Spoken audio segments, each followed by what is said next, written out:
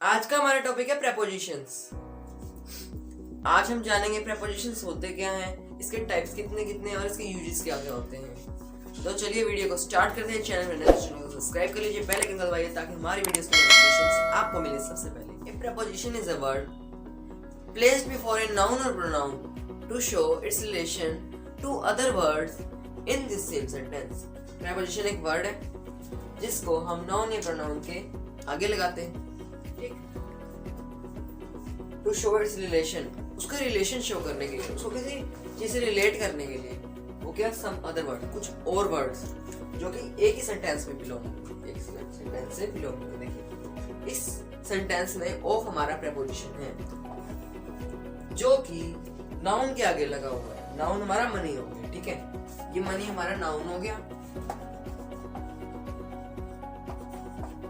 ये हमारा प्रेपोजिशन हो गया, ठीक है, जो कि ये भी हमारा नाउन हो गया और ये हमारे वर्ब हो गए, ठीक है।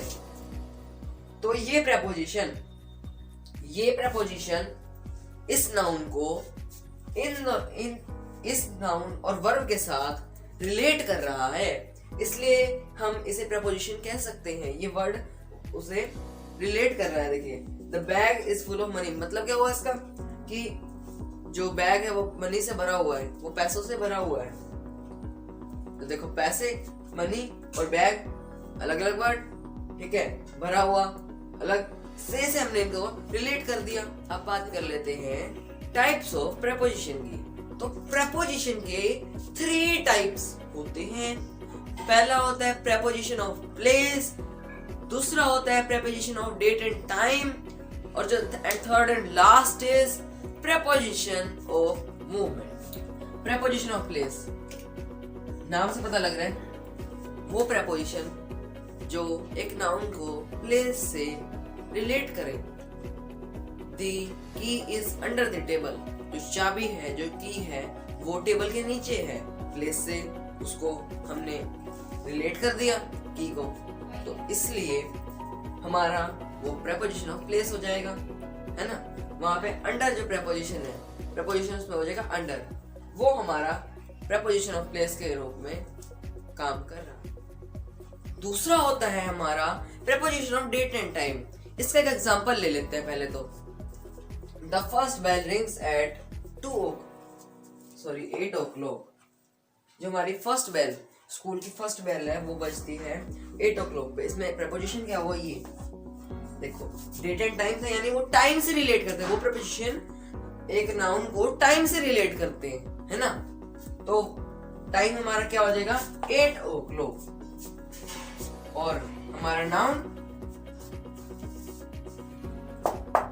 फर्स्ट बेल, ठीक है, दी फर्स्ट बेल, ये हमारा नाउन हो जाएगा। अब बात कर लेते हैं थर्ड और लास्ट जो हमारा प्रेपोजिशन का टाइप है, वो है प्रेपोजिशन ऑफ मूवमेंट।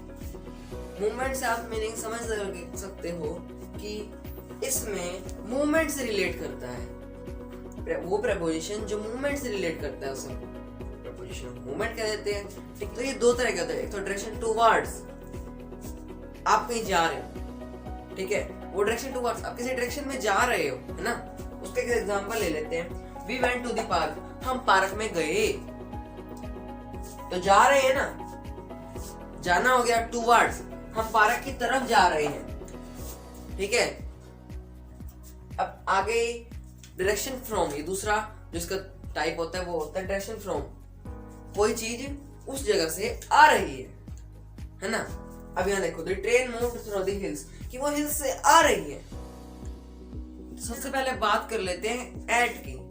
एट के क्या क्या यूज होते हैं। तो एट का सबसे पहला यूज ये है, before small town and villages, यानी जब भी किसी छोटे से टाउन का या विलेज का नाम आ जाए, किसी कस्बे या जो गांव का नाम आ जाए, उसके आगे हम क्या यूज करेंगे, एट यूज करेंगे। एग्जांपल ले लेते हैं, my brother lives at village Kashipur, देखो विलेज का नाम है ना, उसके आगे हमने एट लगा दिया।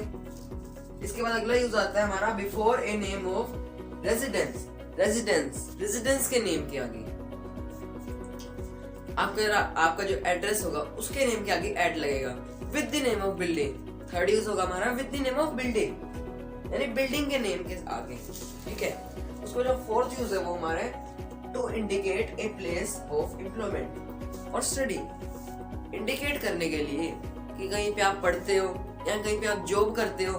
Like my father works at Punjab national bank. देखो प्लेस ऑफ एम्प्लॉयमेंट हो गया। अगला जो हमारा पॉइंट आता है वो लास्ट है जिसका यूज है एट का to indicate a point of time.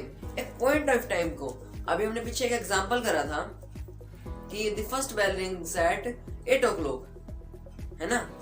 Point of time आ गया वहां पे, हमने उसके लिए एट का यूज कर लिया। उसके बाद बात कर लेते हैं इन और इनटू की। तो इन का यूज क्या है? It shows resting position inside something. किसी एक पर्टिकुलर चीज के अंदर, किसी एक पर्टिकुलर थिंग के अंदर जो इन है वो उसके अंदर कोई चीज होगी, उसकी रेस्टिंग पोजीशन बता रहा होगा। जैसे she is sitting in the car. अब बात कर लेते हैं इनटू के यूज की। It denotes motion to an enclosed space.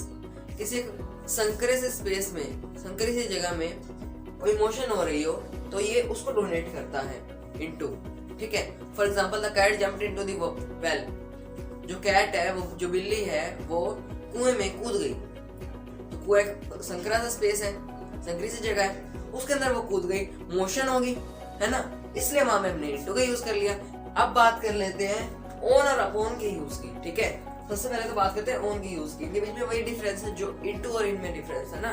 देखो ऑन रेस्टिंग पोजीशन के लिए, अपॉन मोशन। इनटू और ऑन अपॉन में एक डिफरेंस है। क्या है कि वो तो किसी चीज के अंदर होंगे बट ये कहीं भी हो सकते हैं। देखिए अब एक एग्जांपल ले लेते हैं रेस्टिंग इसका ऑन का। There is a beautiful painting on the wall. कि वॉल पे एक ब्यूटीफुल, दीवार पे एक ब्यूटीफुल पेंटिंग टंगी हुई है। ऐसे एक एग्जांपल ले लेते हैं अपॉन का। The cat pounced upon the rat.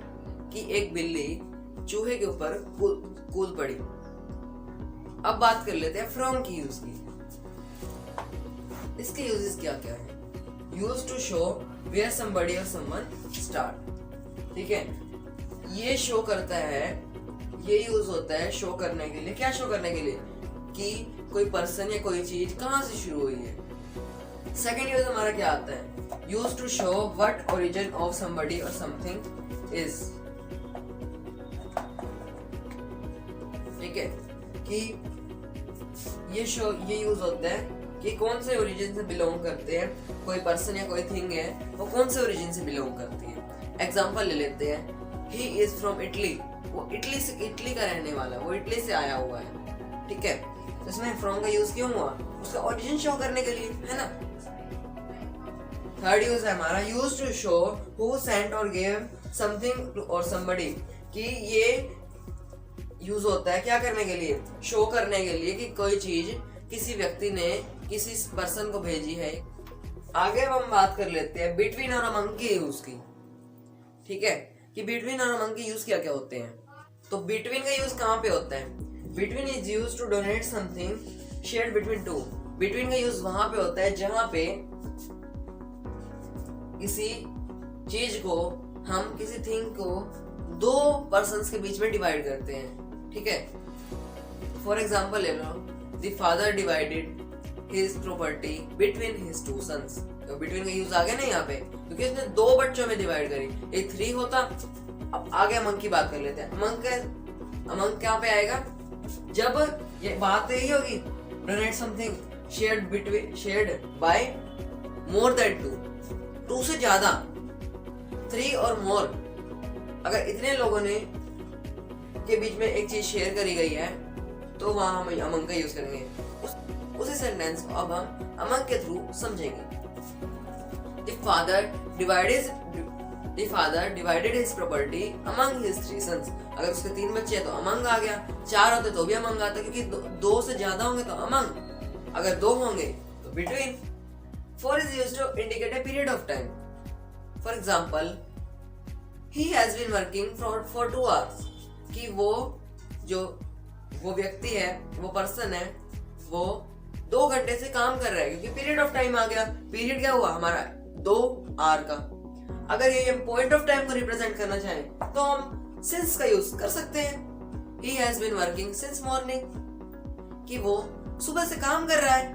अब बात कर लेते हैं हमारे लास्ट जो प्रीपोजिशन का यूज करेंगे हम विद और बाय का, ठीक है। तो विद और बाय की क्या क्या यूज है? देखिए विद का यूज कहाँ पे होता है? किसी इंस्ट्रूमेंट के साथ, ठीक है। और बाय का यूज कहाँ पे होता है? पैसिव वॉइस में बाय का यूज होता है। सबसे ज्यादा यूज पैसिव वॉइस में होता है बाय का, ठीक है। आफ्टर ए वर्ब के बाद, ठीक है। तो एग्जांपल ले लेते हैं, his father beat him with a stick. देखो इंस्ट्रूमेंट हो गया stick, his father beat him, preposition तो क्या करता है? रिलेट करता है। हो गया सिंपल, फिनिश। विद समझ आ गया। अब बाय का यूज करते हैं, he is beaten by his father. वो आपने वीडियो ध्यान से सुनी होगी। जितने प्रीपोजिशन हमने आज करे वो आपको समझ आ गए होंगे। समझ आए और वीडियो अच्छी लगे तो इसे लाइक कर दीजिए, चैनल को सब्सक्राइब कर दीजिए, बेल आइकन को दबाइए ताकि हमारी वीडियोस की नोटिफिकेशंस आपको मिले सबसे पहले। तो दोस्तों मैं आपसे मिलूंगा नेक्स्ट वीडियो में, तब तक के लिए गुड बाय, जय हिंद, वंदे मातरम।